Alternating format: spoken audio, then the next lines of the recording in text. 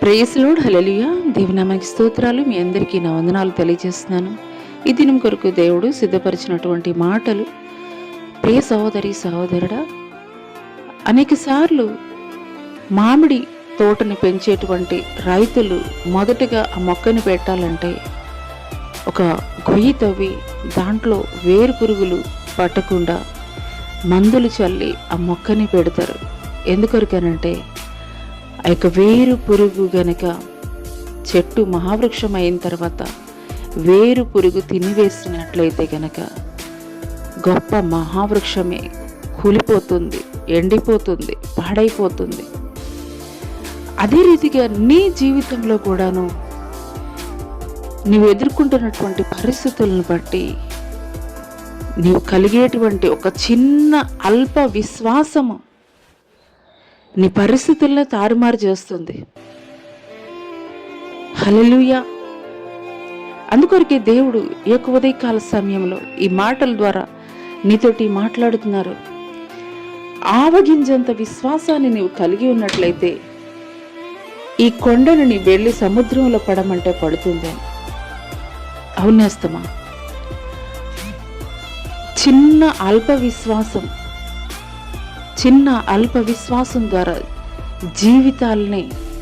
జీవితాలని వ్యర్థం చేసుకునేటువంటి ఈ యొక్క దినముల్లో ఒక చిన్న వేరు పురుగు గొప్ప మహావృక్షాన్ని ఏ రీతిగా పడద్రోస్తుందో అదే రీతిగా మన జీవితాల్లో కూడా చిన్న అల్ప విశ్వాసం మన జీవితాలను తలక్రిందులు చేస్తుంది.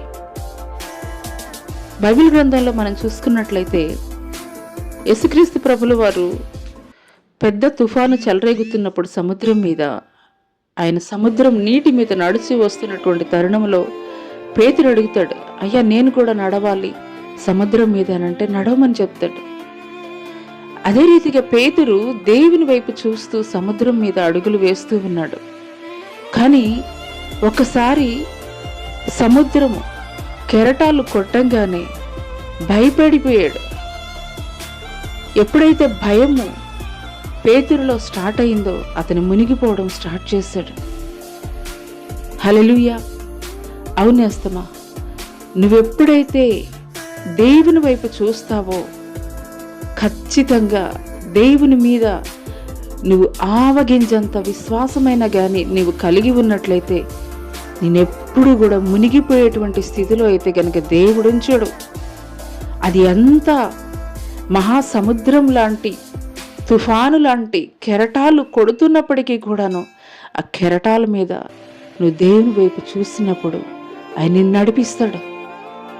కానీ ఎప్పుడైతే వాటిని చూసి నువ్వు భయపడ్డావో అల్ప విశ్వాసంతో ఉన్నావో నువ్వు మునిగిపోయేటువంటి స్థితిలోనికి వెళ్ళిపోతావు. హల్లెలూయా.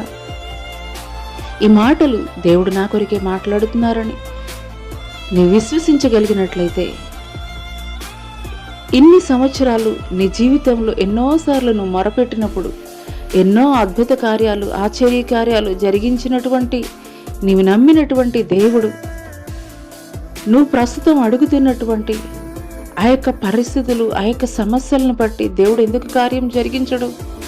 నీ చుట్టుపక్కల వారు, నీ బంధువులు, నీ స్నేహితులు లేదా నీ కుటుంబంలోని వారు మాట్లాడేటువంటి మాటలను బట్టి నీవు ఎందుకు అల్ప విశ్వాసంలోనికి వెళ్ళిపోతున్నావు? ఆవగింజంత విశ్వాసాన్ని నీవు కలిగి ఉండు. ఒక పేతురుని దేవుడు ఏ రీతిగా సముద్రపు అలల మీద తుఫాను అలజడిలోను సముద్రం మీద ఏ రీతిగా నడిపించాడో అదే రీతిగా నీ సమస్యల పైన నీవు దేవుని వైపు చూసినప్పుడు దేవుడు నడిపించబోతున్నాడు. అట్టి శక్తిని దేవుడు నీకు దయచేయునుగాక. ఆమేన్.